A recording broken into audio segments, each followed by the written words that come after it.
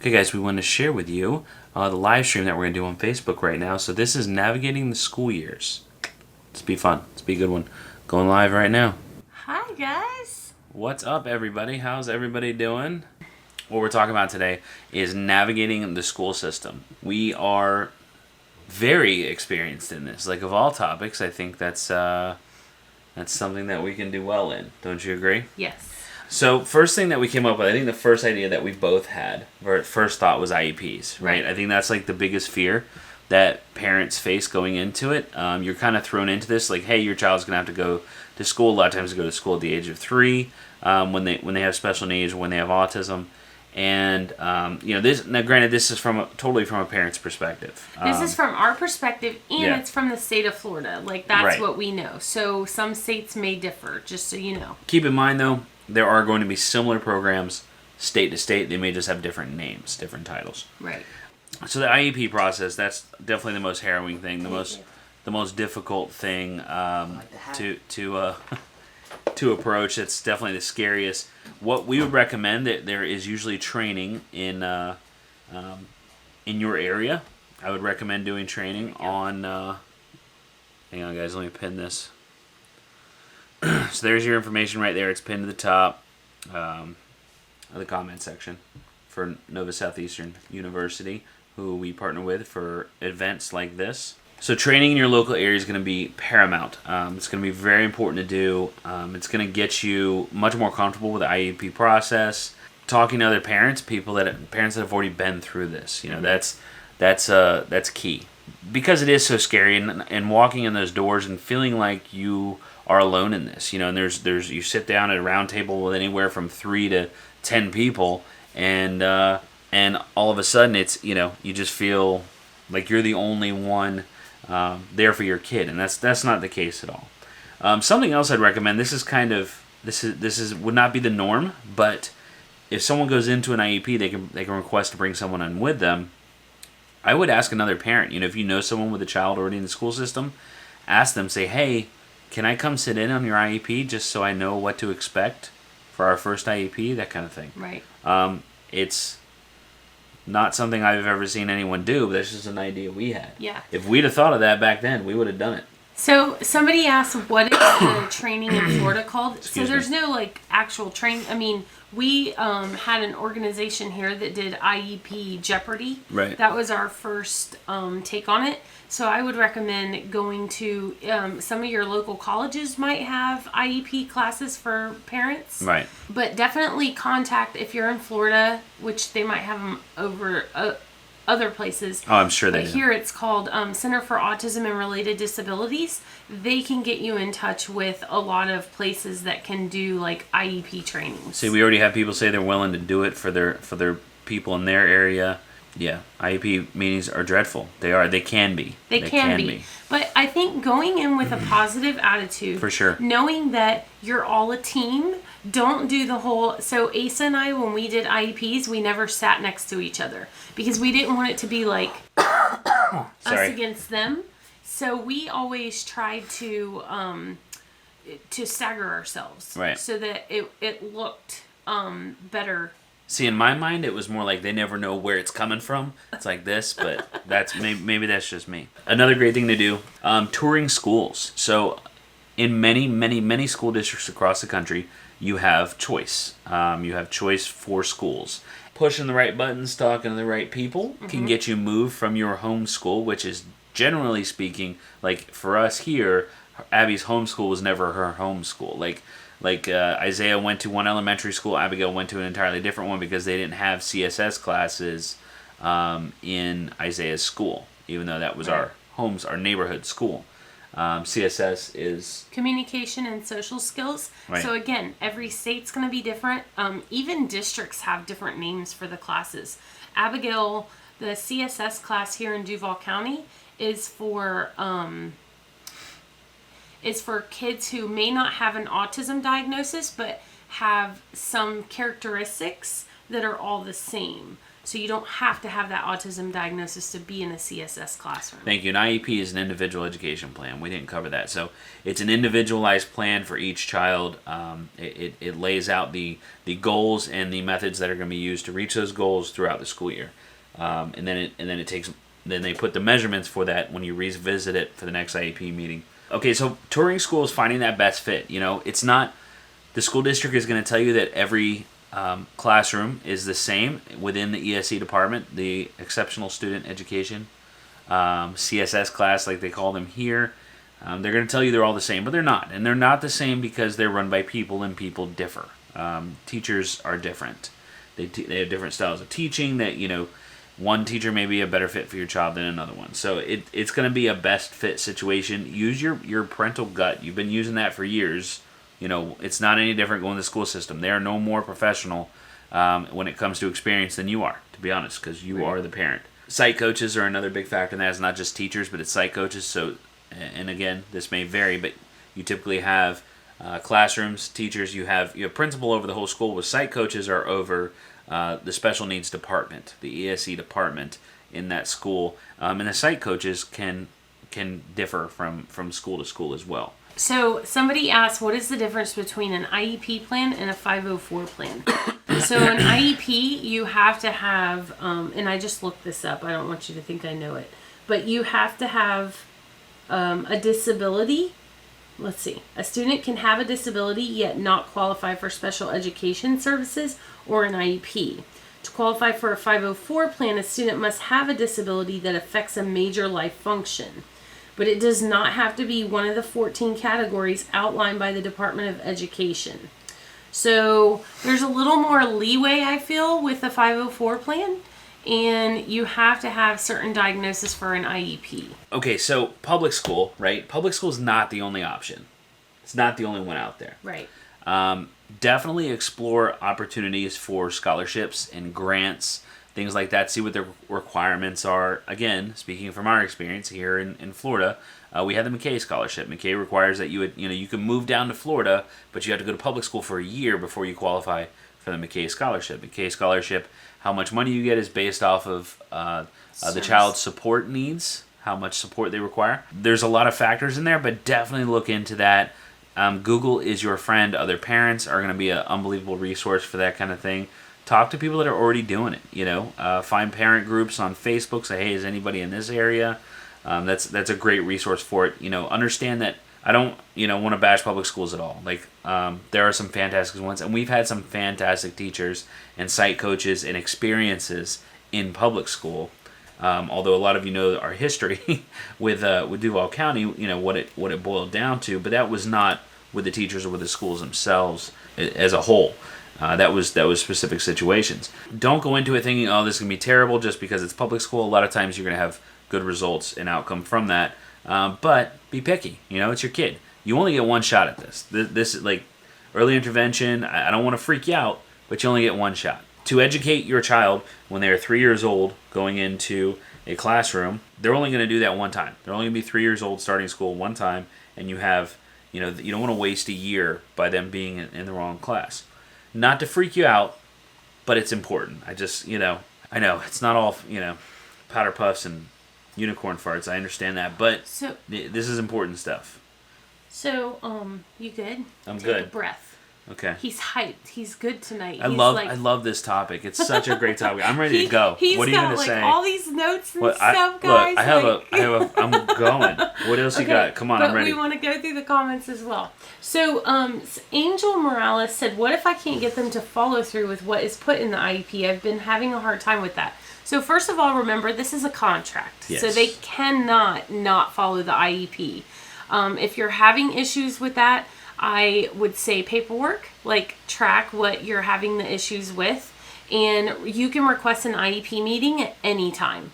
And that is don't have side conversations. I would never recommend that because someone can say something outside of an IEP, but it doesn't mean it's going to stick. Right. So if you want anything, it doesn't matter. Like if you say, I want you to send home a home note every single day telling me A, B, C, if you don't have it in the IEP, they don't have to do it. Right. So and then after that IEP, request the notes from that IEP. Right. So that you could, that's going to keep them on their game. Like, you have the notes, you know what was taken, because they're supposed to have a note, someone, what's the word? Writing down what was said, or then, Yeah, I mean. Yeah. So, request the notes from that IEP so you have something to refer back to other than just the IEP, because the IEP is written out for the educators to say this is what we're going to do, but who are you to say, well, you didn't do it? Maybe they are going to say, yes, you did. Yes, they did, but it just didn't stick, So definitely go through, request the notes on that. That's a great question. Yeah, and you definitely, guys, you have to educate yourself on all of these things. Like, you can't go in blind. Mm-hmm. It's a full-time job. The IEPs they're hard, but if you are on your A game, if you know what you're talking about, like, you're gonna be fine. Yeah, being present. So let's talk about that. Being present at school, we were very much present at school. And what that did, and that could be like volunteering in the classroom. And I know a lot of parents work. We did as well. But when we had the opportunity to be at school, we were there to help out with things. A lot of times they would have, like, they did some cool stuff when Abigail was going to school at public school. They had field days and things like that. And they tried to have some inclusive activities. And we tried to be present for that. And any of those activities as much as possible. We take days off when we could, that kind of thing. And it didn't always happen. For a while, we one of us worked and we struggled on a not an awesome single income because we wanted to be available for Abigail's school for those things. You guys know Priscilla. She's very much a volunteer. She's always volunteered, and she was doing a lot of that in school. But being present opens up those lines of communication and trust, because you have to understand that teachers. It's not an us against them thing. The teachers have a very sensitive position. A lot of times they're educating kids who can't speak for themselves. So the kids are coming home at the end of the day, and the parents have no actual idea what happened at school. They're just trusting the word of the teachers and paraprofessionals in the classroom, the school therapists, that kind of thing. You have to put a lot of trust in the teachers. So the teachers understand they have a very sensitive job, and they're frequently on guard. So keep that in mind. So that's what, communication is paramount. It's the most important thing. If you don't trust your educators, I would say default to trusting. They are educators. They have a background check. They've been doing this for however long. Your default should be to trust them until they give you a reason not to. Right. Don't go in out of the gate like, oh, this, teacher's not trying to teach my kid.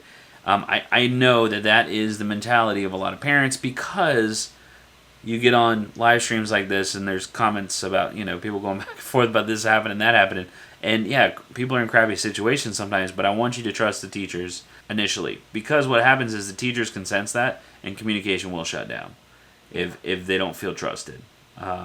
Communication is the number one thing, especially when you're in a classroom full of kids that can't communicate for themselves. Something else to understand going into the school year, you really have, or going into school, you have to be on your A game, because teachers and paraprofessionals change every single year. I don't know how many times we were in not the best situation, but we knew the teacher was changing the next year, or they'd been a new paraprofessional, and so that, or we had a fantastic teacher and paraprofessional, and we always had that fear of things changing. And that that's every school, public, private. Things change and adjust. It happens at Abby's school, her private school, all the time. And it's not just teachers and paras, it's kids. Yeah. When you put certain kids together, they may feed off of each other. And so you never know what the next year is The dynamic of that classroom can change drastically from year to year. Yeah. So somebody did have a question. They said, is it important for both parents to go? So we've always done that because we've been able to. I think the biggest thing for us is that Asa takes away different things than I take away. Yeah. I mean, we're different people. So if it's available, then yes, I would definitely say both parents. Most of the time, I can tell you that both parents do not attend.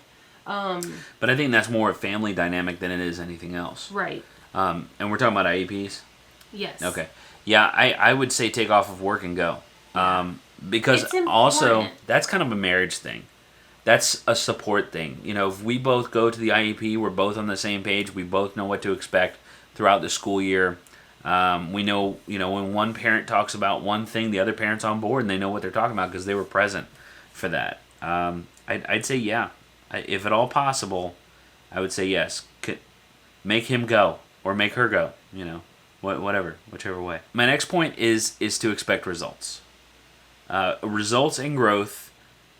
If goals aren't being met, this is kind of a message for parents and educators and therapists. If goals aren't being met, it's never the child's fault. Right. That's something that we did address. We did come in contact with during Abigail's public school education, and at a couple of points, not the whole time, just at a couple points during her when she was in public school. If the goals aren't being met, de minimis progress, all that kind of thing, it's not an inability to learn. So there's a quote by Ignacio Estrada that says, if a child can't learn the way we teach, maybe we should teach the way they learn. That's a quote for educators. That's not so much for parents. Don't throw that one. Don't use that in IEP. That's just gonna get hostile.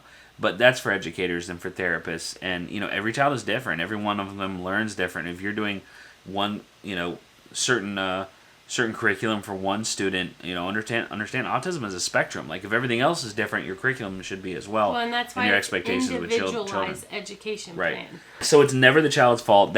So what that means is the IEP needs to be amended. There needs to be changes done to it, to either set goals that are reasonable for the child to meet, or those goals that are on the IEP are meetable, goals, but the material's not being given in a manner in which the child is going to be successful, because success is absolutely necessary and should be expected. As long as the goals are within reach, as long as they're not too lofty. I think as a parent, you have to be realistic on your child's abilities, and so basically okay, my child can learn this, well then set the bar right here. Always go just beyond. That's what we always do with Abby, is set that bar a little bit higher for her and push her as much as we can within reason, and we expect the educators to do the same thing. So one of the things that we struggled with when Abby was in public school was they wanted to do an IQ test to prove that she was not capable of learning. And the problem that we had with it was they didn't have the means to test a child who was nonverbal. And we had the psychologist come in and actually say that we don't have the tools to do that. So if you come into contact with something like that, stand your ground as a parent politely. You don't have to be rude and ugly. But let them know, I'm okay with doing this, but we need to do it in an environment that's going to be good for Abigail, for the child. Well, then they would come back and say, we've done all we can do. She's not capable of learning, which if you've been watching our vlogs, that is so far from the truth. And so you just have to know, you have to be informed. You have to be educated. As a parent with a special needs child, you have to do this for your child and for yourself. So make sure that you don't just say yes to everything because they're the school. You think about the doctors. Mm-hmm. You're the doctor knows everything because they're a doctor. No, they don't. And these teachers and these therapists and all these people who work in the school system, they mean well sometimes. Sometimes they're but they mean well. But you have to know. A big thing else. Yeah, that's a good comment. Don't let them write your kids off. Yeah. Very, very good point, Michelle. A big thing also, guys, is if you are using outside therapists. So I know a lot of parents, I know when Abby was in public school, she was receiving speech, occupational therapy, and physical therapy in school by school personnel.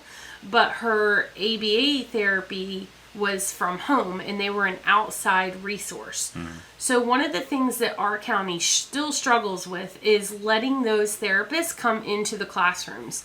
And I think some of it is just they're trying to protect their teachers, which I get. But at the same time, our therapists are not going in there trying to attack them, going, hey, you're doing this wrong, you're doing that wrong. Right. That's not the goal. It's a collaborative thing. Our whole goal, and you guys know, is we do monthly collaborations with Abigail's school, and we bring in her outside therapist. Same thing when you're in public school. You should have that communication between everyone. So one of the things that, looking back, I wish we would have done sooner is get the permission slips, because it can be done. You just have to have all these you have to go through all the red tape. Right. And so definitely get that done if that's something you're interested in, having your home therapist, because there might be behaviors or things happening in school that aren't happening at home or vice versa. And so your therapist can then help you out with that by going into the school system. Yeah. Dr. Del Rio, we pinned this comment in here, but it says we also have a leadership and advocacy track at NSU that helps prepare students to tackle these issues within the educational system and society. And that's a very good point. NSU does have the tools, because this stuff can be, it's challenging for parents. It's just as challenging for teachers. So that kind of leads me into my next point here, is that it's not you against them in a battle for what's best for your child. And you need to realize that, like, going into these things, understand that the school staff likely wants what's best for your child, but they're not provided with the resources to give you what's best for your child. They're given the resources to provide what's appropriate for your child, because that's what the law requires. And your school district is only going to provide what's appropriate for your child. One thing never go into an IEP saying is, I want this because it's best for my child. It's always what's appropriate. Just a little tip for you. Appropriate is your key word. Best doesn't matter. Appropriate is the law. Save your warrior parent sword and shield for when it's needed. Don't walk into an IEP, walk into a classroom just ready to kick the door in. Save it for when it's needed. I did a video a while back, long time ago, a couple years ago, about knights versus Vikings. To be a knight, to be a savior when you need to be. Don't be a Viking. Right. No offense to people with Viking heritage. But the whole, the Hollywood version of a Viking is the whole, ready to fight at the drop of a hat. And that's not what you need to be as a parent, because it's not gonna get anything done. The teacher's gonna shut down. The educators are not gonna want to work with you, because you do make their life more difficult. So just understand that. We try to give perspective from both sides. It's hard to hold in your Viking. I understand, Stephanie. I get that totally. In the public school, once they turn 22, they are aged out of school. But you should already have them in a transition program by that time, to where they could go to some type of day program or job or something like that. It doesn't, that you should have them doing that. For Abigail's private school, it's different. They don't have an age there. Right. Okay, what are your thoughts on mainstream schooling for kids with autism, where they are placed in neurotypical classrooms? My child finds there are disruptions to learning when the child is stimming. I think it's going to depend on the child. Abigail would 100%. not be able to be in a mainstream classroom. I mean, first of all, she's nonverbal. That's not the biggest thing, but she's not potty trained. She would never sit in a desk, just by herself. But at the same time, just because someone's stimming, I don't think that they should not be able to be in a mainstream classroom. Right. Now, Isaiah doesn't have autism. He talks nonstop. He's that kid that they made the meme about teacher, sit me next to so-and-so. It doesn't matter. I'll make them friends. Right. So I wouldn't say that they couldn't be in a classroom because of stimming behaviors. Okay. So this could be, hold on, I want this one here. Okay. This could be the whole, my kid fitting into society rather than society accepting my child. I know this is kind of muddy area here, right? Gray area. But your child in the classroom, I would not shy away from teaching that child that I know you need to stim. You need that to cope with the world around you. Let's see if we can find a replacement stimming behavior for that one, the one that's disruptive in class, because, let's face it, guys. They're in a classroom full of kids. There is no way that a loud stimming behavior or aggressive stimming behavior isn't going to be distracting for the other students, and that can be problematic. It's always tough, isn't it? Because we go to a restaurant and we'll take Abigail outside if she's too loud. Mm-hmm. And it's not because we're embarrassed of our daughter or because she's a burden by any means. We don't want to disrupt everybody else's meals. Right. But at the same time, she has a right to be in there just as much as they do. Yeah, it's definitely a balance. It's a hard thing. It's a hard thing. But I would explore that as an option. If he's gonna disrupt the class no matter what, well, then it is what it is. But your comment went away. I think that's definitely an option. Okay, they were asking about Abigail's school. So, every school is going to be different. Abigail's school does have, so they have the clinical side, which is clinical ABA therapy. Then they have the school side of it, which is classroom-based type of education. But some of the classrooms are social skills classrooms, which those tend to lean more towards the academic things. They're learning actual academics. And then there are life skills classrooms like Abigail's class. Abigail's class is the pre-vocational classroom. Then they have vocational as well. So some of the vocational kids, they do jobs in the school, like they have actual businesses like Spectrum Shredding, where they shred papers for businesses that bring their papers in to be shredded. And then some of the kids work outside of the school at partner businesses, like there's a pizzeria, and then they work at Publix and places like that. So it's a really wide range of options at that school. We do not suppress stimming. We do not stop her from stimming. Everybody stims. If you play with your hair, if you flick a pencil, if you do a pen cap. But I would stop you if you were flicking your hair constantly. So the whole thing with Abigail stimming is I would too. But like, Priscilla, grab that hair. The whole thing with Abigail stimming is a lot of it is for coping with sensory input, that constant sensory input, and helping her deal with the world around her. Helps to comfort her, helps her to make her feel better. There are times, if a stim is self-injurious, obviously we have to stop that, we have to block that, we try to redirect, that kind of thing. There are times when we will try to quiet her when she's doing her loud vocal stimming. We distract her, we try to get her mind off of whatever's going on that's causing that vocal stimming, because it's extremely loud. But as far as suppression for the means of getting rid of a stim, no. Because of ABA therapy, because of that time in clinical ABA therapy, Abigail has progressed so much. She no longer has a one-on-one. She no longer goes to clinical ABA. She's in the classroom all day long with only a push-in ABA therapist that only comes in twice a week.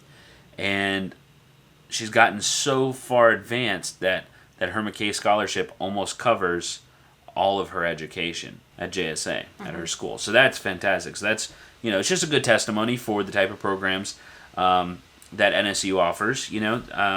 It's really, it has helped Abigail to get to this point, to be the best that she can be, and she's thriving because of it. Yeah, we're super excited about that. You can imagine what the cost of something like that is. So, so it's clear, so you guys understand, like, the McKay scholarship, basically what that is they look at, okay, it costs X amount of dollars to educate a child in public schools. The McKay scholarship is essentially saying we're going to take that money and let the child use it for another school, for like a private school. That's basically all it is. You're just moving money from a public school setting to a private school. They're still providing FAPE, which is the law, which is a free and appropriate public education. They're essentially still providing that. So, and her school also offers insurance. So anybody, because they have a clinical side and then a classroom side. So the classroom side would be paid for through McKay. The clinical side, if your child's in ABA, would be paid for through insurance or self-pay. That's okay. So the question is, my mom, twins, advice on how to handle starting school with one kiddo that carries a diagnosis and one that doesn't. We have a few families that we know that have twins. One does have a diagnosis and one doesn't. Balance is going to be the most important thing. Okay, so here's a little tip for you. This has nothing to do with anything education related or dealing with teachers. But a little tip for you as far as your kids are concerned. You're going to be spending a lot of time on your child's education with a diagnosis, but it's going to be behind the scenes. So make sure you're spending a fair amount of time with your child without a diagnosis when they can see you. School events that, prioritize those things. Like any kind of any school activity that you can go to where your child's going to see you, because they're going to know that you're spending a lot of time with your child with a diagnosis. And those are developmental years, That's a tough time. We never had to face the whole my sibling gets more attention than me type of feelings from Isaiah. We were fortunate in that. I think we somehow lucked out and played our cards right in that situation. But that would be my recommendation. You're going to spend a lot of time behind the scenes with one child. Spend a lot of time in front of your other child. You guys have had some amazing questions tonight. We really appreciate it. I would welcome you to go over to ask you to go to over to NSU Fisher College, over to their page. Check them out. Consider them. It's a great college, guys. Also, write a comment on how you think that this Facebook Live do you like event, this kind of thing? Yeah. For sure. You know, tell them that, hey, we really like this, and we think it's awesome that you guys are offering this from a college. They are setting the talking points for us that we communicate with them all the time and say, okay, what are we going to talk about this time? You know, we are here because they invite us to do this. The only reason we're doing it on our page is because you guys already exist on our page. So that was otherwise we would do it over on their page. Like, we're doing this because of them. So go show them some love. Let them know that you like this kind of thing. You know, going in elementary school, you walk in the door and you get the good warm fuzzies from the teacher, that kind of thing. You know, that feeling of like, yeah, this is the right place. I can tell you, going to NSU, we got the same feelings. Mm-hmm. If you're furthering your education, it's a good place to consider. Basically what I'm saying is they gave me the warm fuzzies. They did. They're awesome. Yeah, definitely reach out with any questions. All right, guys. Thanks for hanging out with us. Thank you so much. It was a great time. If you have any questions, leave them down below in the comments after this video posts, and we'll answer as many as we can. We'll see you guys next time. Bye, guys. Bye. So that was just a little taste of, not really a little taste. That was pretty much the whole shooting match. So yeah, that's what we do on Facebook Live events with the college, and we try to share our experience, knowledge on the topics, mm-hmm. and we have a great time answering you guys' questions. So make sure you're there next time on Facebook. Come check it out. Yeah. Bye, guys. Bye.